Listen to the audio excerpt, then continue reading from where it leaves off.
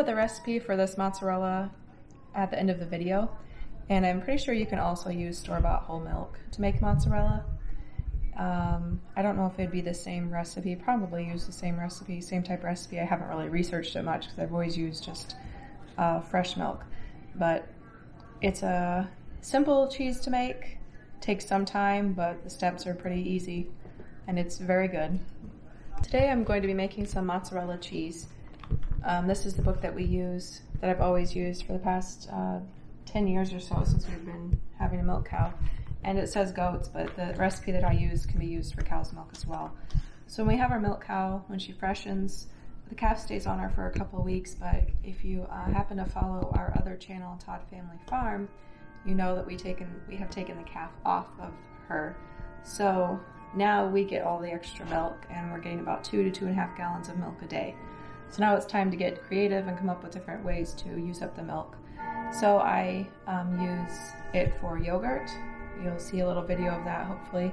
And the mozzarella, I make ricotta cheese. I do use the cream for butter as well when I have plenty of cream.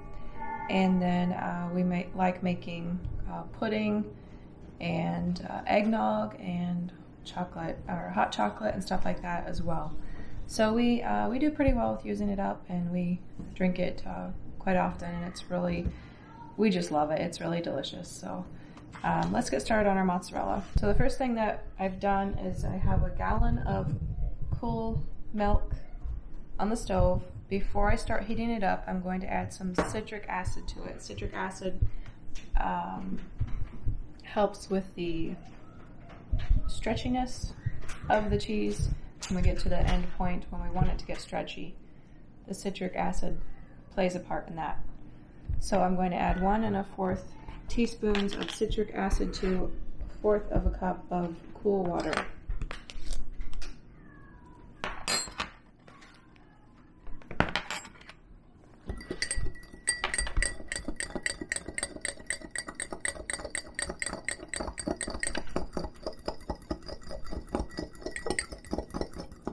Okay, now I'm going to take this over to the milk and just stir it in.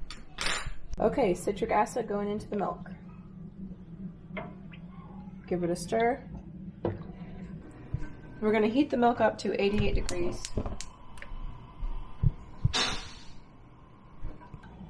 So right now we're at, so it's about 68, 69 degrees. So got a little ways to go yet. That'll be just a couple minutes. Okay, our milk is 88 degrees. Now we're going to add rennet.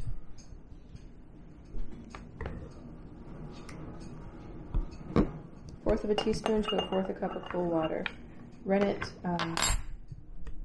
will cause the milk to, the milk to form curds and kind of curdle a little bit. You'll see about 15 or 20 minutes after it sits, we'll check on it, and you can tell that it has formed into more of a mass, and you can see the whey separated from the curds. Mama, what are you making? Okay, move back. What are you making? Mozzarella. So just stir the rennet in. I like to put a lid on mine while it sits, and it's going to sit for, let's see, 15 minutes. It's going to sit for 15 minutes, and we'll come back and check on it.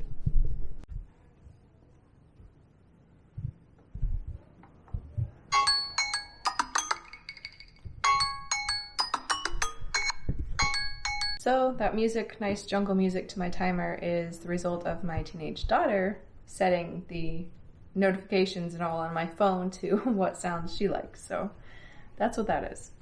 Okay, now it's time to check on the cheese and see how it's doing.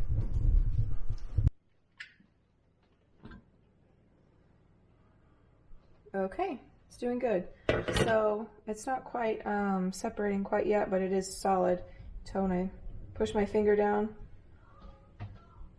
it's definitely getting more solid, and then the whey fills right back in there. That's exactly how it's supposed to do. Okay, so now we are going to cut the curds. And I just take my knife, and it says something like 1-inch cubes. I just kind of guesstimate here and just start cutting.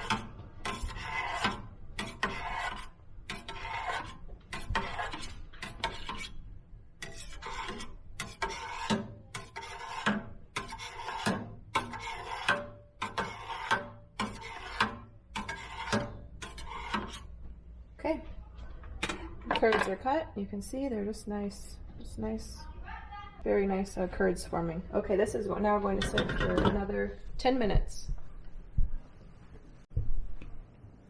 Okay, the curds have been resting for 10 minutes. Now you can see they've separated more from you can see the whey in there and the curds. And now we'll put it in I just set it in a sink of very hot water.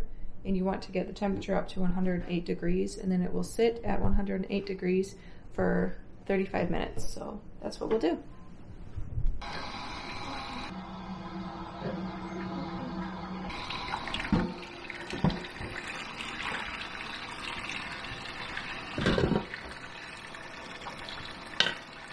We're already at about 100, so it's not going to take very long, and then it'll just sit for 35 minutes. All right, so we have the pot in the sink right now, and we're just going to be waiting for 35 minutes or so. What is that? A mouse? Oh, What? Daniel, where'd you get that? I caught it. Oh, that's a mouse, all right. Well, you better go put. Oh. You better go put him somewhere before his tail pops off. His tail won't pop off. Where should I put it?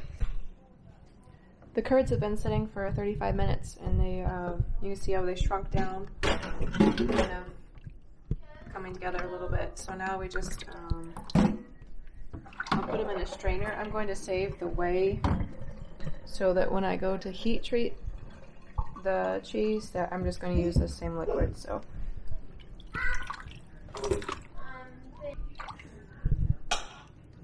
Okay, now those are just going to sit there for about 15 minutes or so. We're going to have a lunch break, so it might be a little bit longer. And then we'll heat treat and we'll be done. Okay, so now we are at the final stage, which is just heat treating the curds that have kind of formed a mass. They've drained in this strainer here. And it's pretty neat to watch this happen when you put it in the water. So this is the whey that I had saved back. But you can also just use regular water and you heat it to about 155 degrees. And then when you place the curds in here, they'll get all nice and melty and also get stretchy. You might have to take it out and stretch it a little bit, then put it back in and go back and forth a few times. You can also do this in the microwave, which is probably a lot cleaner and not quite so messy. But we don't have a microwave, so I've just always done it this way. So they're starting to fall apart now. They definitely need to be in there longer.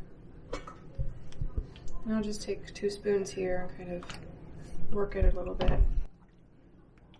You can see it's starting to get some stretch to it here. Take this out.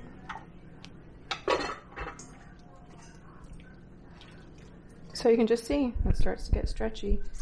And I'm going to put this back in there, and you just do it a few times, and then you'll have your mozzarella cheese. Okay, so here's our mozzarella. We have stretched it, and it's done. I just sprinkle some salt on, and I'll even sprinkle some salt on maybe when I use it. In the directions it says you can use a salt brine, but I've done that before, and it almost gets it too hard on the outside, so I don't like doing that. So I'm just going to sprinkle some salt on it as it is here. Move that around some. Take a nice and stretchy. And nice and squeaky. That's a good sign. And there it is. I'm going to set it in here. Mozzarella doesn't really keep its shape all that well. It's just a soft cheese. So we're going to put it in here and let it take the shape of that bowl. And when you use it, I usually don't shred it because it's softer than like what you'd get at the store. So I just kind of chunk it up and then put it over the pizza or whatever we're going to use it for. But it's very good. We'll put the recipe for this mozzarella at the end of the video. And also, I think you can use store-bought whole milk to make mozzarella. You might want to, I haven't ever really researched that. There's a spider right here. Whoa! To redo that. That's a blooper. Okay.